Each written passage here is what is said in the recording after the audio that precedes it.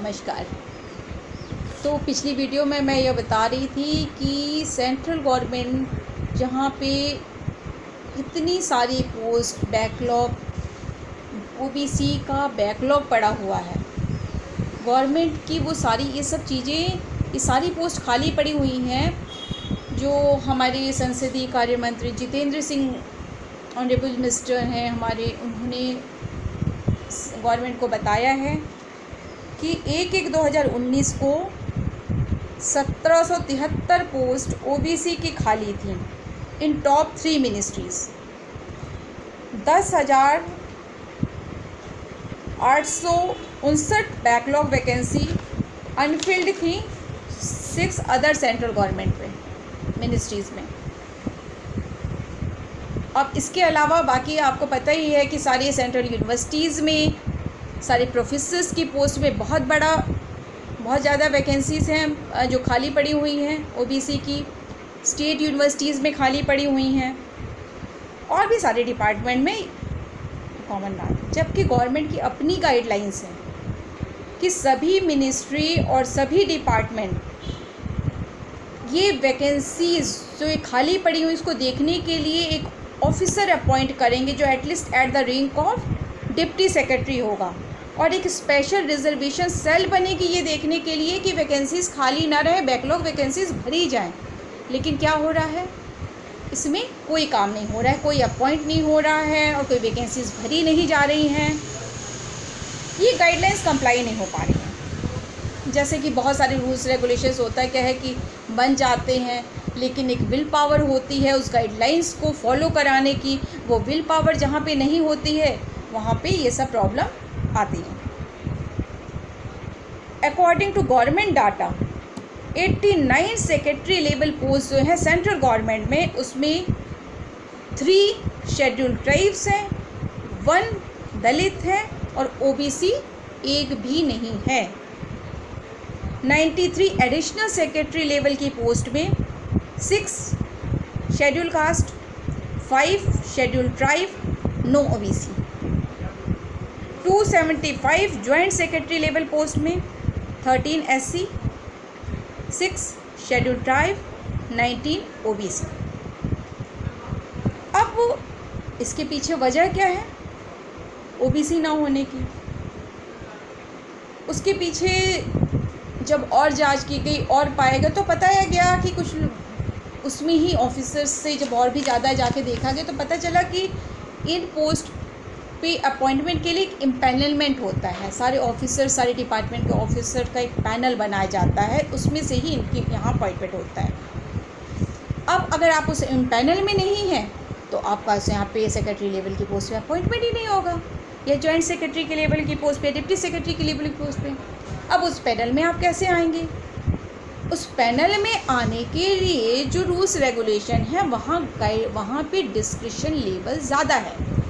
और जहाँ भी अपॉइंटमेंट के लिए, जहाँ भी किसी भी पोस्ट पे रिक्रूटमेंट अपॉइंटमेंट, जहाँ भी अगर डिस्क्रिप्शन ज़्यादा होता है, एक लेवल से ज़्यादा होता है, तो वहाँ पे गलतियों की क्या कहते हैं कि डिस्क्रिप्शन को अपने पर्सनल इंटरेस्ट के हिसाब से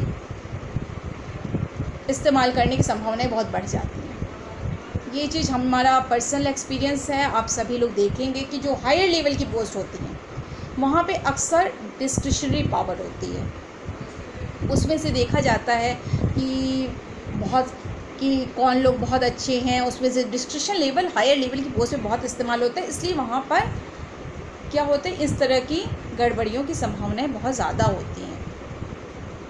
तो आपको इस बात के लिए भी प्रयास, देखिए मेरा मानना है कि इस बात के लिए प्रयास होना चाहिए कि कोई भी बैकलॉग वैकेंसी, मतलब वैकेंसीज़ कभी भी खाली नहीं रहनी चाहिए। ठीक है, क्रीमी लेयर अगर उसमें अगर ओबीसी कैंडिडेट आपको एलिजिबल नहीं मिल रहे हैं तो जो क्रीमी लेयर क्लास है जो ओबीसी का, उसको मौका दिया जाना चाहिए उसमें।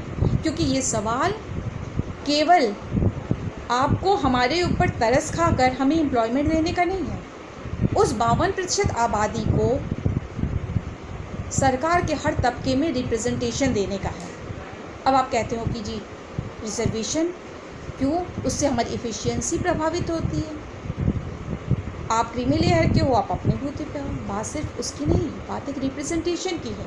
आपको पता होना चाहिए कि जब ब्रिटिश थे, ब्रिटिश का भी यही मानना, जब ब्रिटिश इंडिया में राज करते थे, वो मानते थे कि आप इस देश को चलाने लायक इंडियंस नहीं हैं।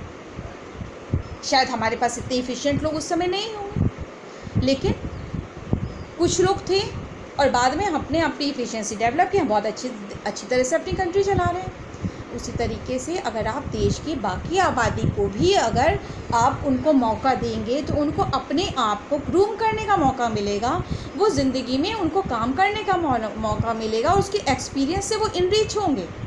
डिग्रियां ही हमेशा आपको इनरीच नहीं करती। आपने देखा होगा मेरे बहुत सारे लीडर्स हैं जिनके पास बहुत ऊंची ऊंची डिग्रियां नहीं हैं, लेकिन वो बहुत अच्छे से देश चला रहे हैं, बहुत ज्ञान है। और मैं समझती हूँ कि मुझे तो मेरा ये मानना है कि डिग्रियों से ज्ञान नहीं आता है। ज्ञान आता है आपको काम करने से।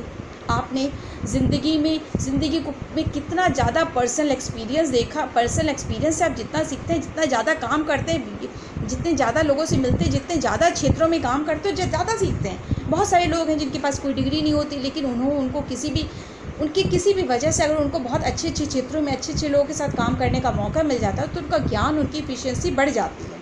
तो मेरा मानना है कि आपको क्रीमी लेयर को, अगर वैकेंसी नहीं भरी जाती तो क्रीमी लेयर को मौका देना चाहिए और कोई भी वैकेंसी कभी भी खाली नहीं रखनी चाहिए, क्योंकि एक वैकेंसी एडवर्टाइज़ करने से लेकर उसको फिलअप करने तक बहुत ज़्यादा पब्लिक मनी गवर्नमेंट की वेस्ट होती है। उसमें इन्वेस्ट जिसको कहते हैं, गवर्नमेंट बहुत ज़्यादा खर्च करती है।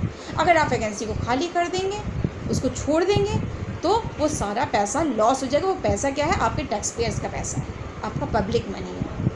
और टैक्स पेयर का मतलब सिर्फ ये नहीं है जो इनकम टैक्स पेयर होते हैं। कोई भी आदमी एक छोटा सा सामान खरीदता है, उस पर जो सेल टैक्स देता है, उस पर GST देता है, तो हर एक आदमी टैक्स पेयर है एक तरीके से।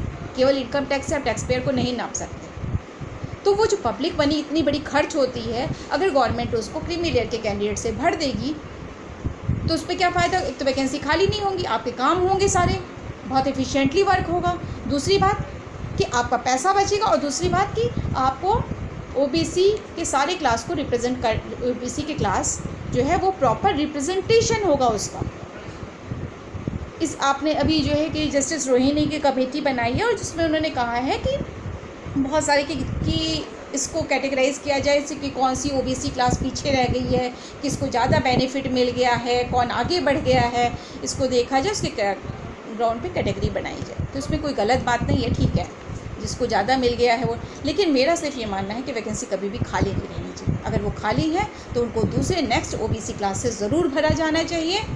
और जैसा कि रिजर्वेशन की क्लास है, 93rd अमेंडमेंट हुआ था। मैं एक बात और कहना चाहूँगी, 93 अमेंडमेंट हुआ था तो उसमें गवर्नमेंट क्या है कि एक उसकी परसुएंस में सेंट्रल एजुकेशनल इंस्टीट्यूशन रिजर्वेशन इन एडमिशन एक्ट ले आई थी 2006 में। इसको ज़रूरत क्यों पड़ी?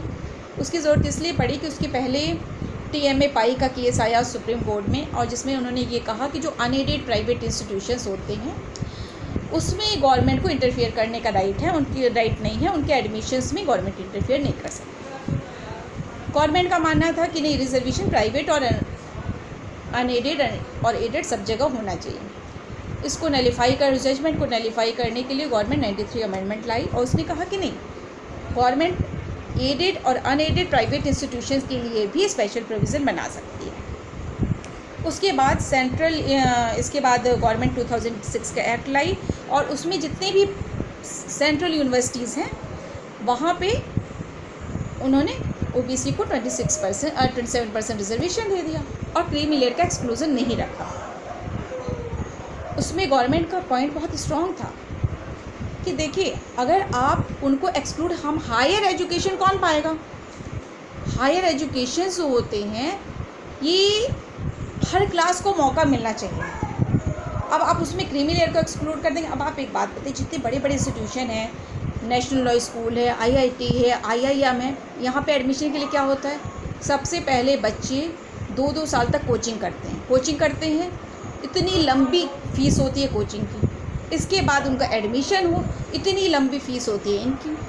अब ये तो अफोर्ड करने लायक जो हमारा जो बाकी तबका है वो कितना अफोर्ड कर पाएगा? अब वो अफोर्ड ना कर पाए तो वो एडमिशन ना ले पाए। और वो सीट आप खाली छोड़ दीजिए। तो आप क्रीमी लेयर जो है, कम से कम जो वो तबका, आप जो पैसा अफोर्ड कर सकता है उस फीस को, जो जा सकता है, आप उसको भी अगर एक्सक्लूड कर देंगे तो एक तरीके से ये तो रिजर्वेशन देने के नाम पे सिर्फ एक लॉलीपॉप देना है। लेकिन ठीक है, ये आर्गुमेंट चला नहीं और ये मतलब गवर्नमेंट ने, अरे जब गवर्नमेंट यहाँ पे इसको चैलेंज हुआ सुप्रीम कोर्ट के सामने अशोक कुमार ठाकुर के केस में, तो उन्होंने कहा कि नहीं, क्रीमी लेयर को एक्सक्लूड किया जाना चाहिए। ठीक है, अब एक्सक्लूड करने के बाद अब आप क्रीमी लेयर का जब दायरा बढ़ाते जाएंगे तो ये बताइए रिजर्वेशन किसको मिलेगा फिर इस तरीके से? तो कौन बचा?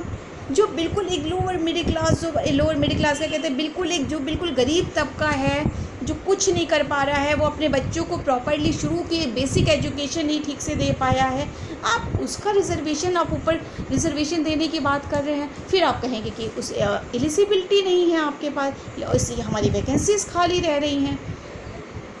तो मेरे ख्याल से ये बात सोचनीय है और इसके बारे में सबको विचार करना चाहिए और सभी को चर्चा करनी चाहिए और अपनी बातें पहुंचानी चाहिए। Thank you.